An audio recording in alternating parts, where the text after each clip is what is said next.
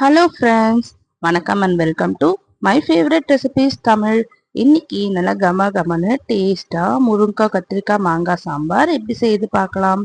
So இதை சுட சுட சாப்பாட்டோட இந்த சாம்பாரை ஊற்றிட்டு ஒரு டேபிள் ஸ்பூன் நெய் ஊற்றி சாப்பிட்டீங்கன்னா செம்ம டேஸ்ட்டாக இருக்கும். ஸோ கண்டிப்பாக ட்ரை பண்ணி பாருங்கள். ஸோ சாம்பார் செய்யறதுக்கு முன்னாடி ஒரு 100 கிராம் பருப்பு ஒரு 1/2 ஊற வச்சுட்டு அது கூட ஒரு தக்காளி, ஒரு வெங்காயம், ஒரு 5 பல் பூண்டு, ஒரு டேபிள் ஸ்பூன் எண்ணெய், ஒரு 1/2 டேபிள் ஸ்பூன் மஞ்சத்தூள் சேர்த்து வேக வச்சு வச்சுக்கோங்க. குக்கரில் ஒரு 4-5 விசில் வச்சு எடுத்துக்கோங்க. இப்போ பேன் வச்சுக்கோங்க. அதில் ஒரு 3 டேபிள் ஸ்பூன் எண்ணெய் ஊற்றிக்கோங்க. எண்ணெய் நல்லா சூடான அப்புறமா 1 டேபிள் ஸ்பூன் கடுகு, 1 டேபிள் ஸ்பூன் வெந்தயம், 1 டேபிள் ஸ்பூன் ஜீரகம் சேர்த்து தாளிச்சுக்கலாம்.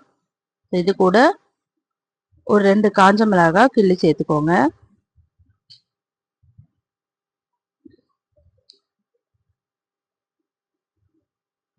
இப்போ ஒரு டேபிள் ஸ்பூன் நம்ம பெருங்காயத்தூள் சேர்த்துக்கலாம்.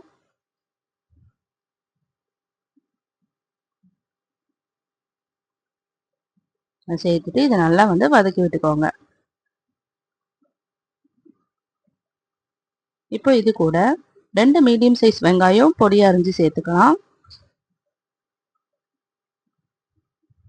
சேர்த்துட்டு வெங்காயம் நல்லா வதங்கட்டும்.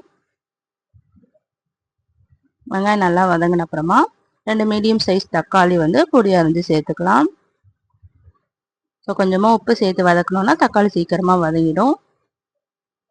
இப்போ நம்ம காய்கறிலாம் சேர்த்துக்கலாம். நான் மாங்காய், முருங்கைக்காய், கத்திரிக்காய் இது 3மே ஈக்குவல் குவான்டிட்டியில் எடுத்துட்டு கட் பண்ணி வச்சுருக்கேன். ஸோ அதையும் நம்ம சேர்த்துக்கலாம். சேர்த்துட்டு இது நல்லா வதக்கி விட்டுக்கோங்க.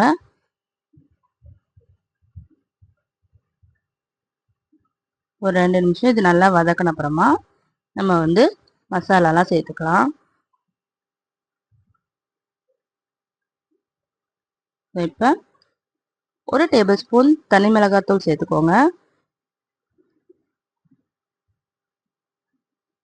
ஒரு டேபிள் ஸ்பூன் தனியாத்தூள் சேர்த்துக்கோங்க.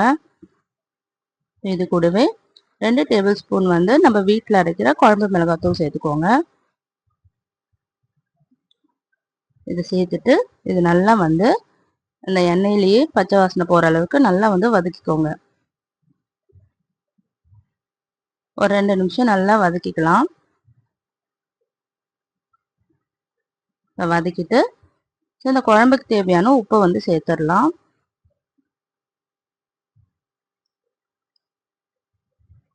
இப்போ ஒரு கப் தண்ணி ஊற்றிக்கலாம்.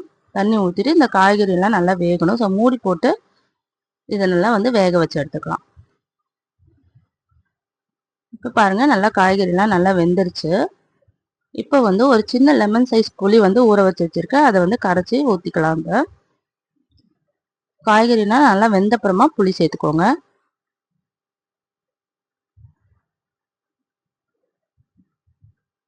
இது ஒரு 5 நிமிஷம் நல்லா கொதிக்கட்டும்.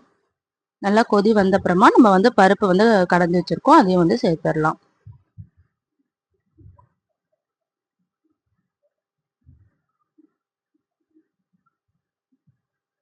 பாருங்க குழம்பு நல்லா கொதிக்க ஆரம்பிச்சிருச்சு.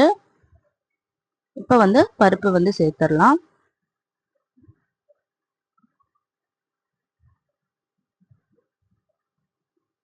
பருப்பு சேர்த்துட்டு ரொம்ப ஹை ஃப்ளேமில் வச்சு கொதிக்க விடக்கூடாது. அதனால லோ ஃப்ளேமில் வச்சுக்கோங்க. லோ ஃப்ளேமில் வச்சுட்டு ஒரு 5 நிமிஷம் மட்டும் இருக்கட்டும்.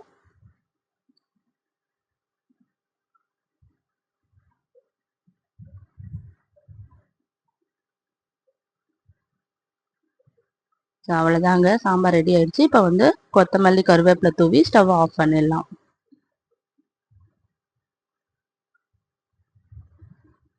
அவ்வளோதாங்க, சூப்பராக கமன்னு கத்திரிக்காய் முருங்கைக்காய் மாங்காய் சாம்பார் ரெடி ஆயிடுச்சு.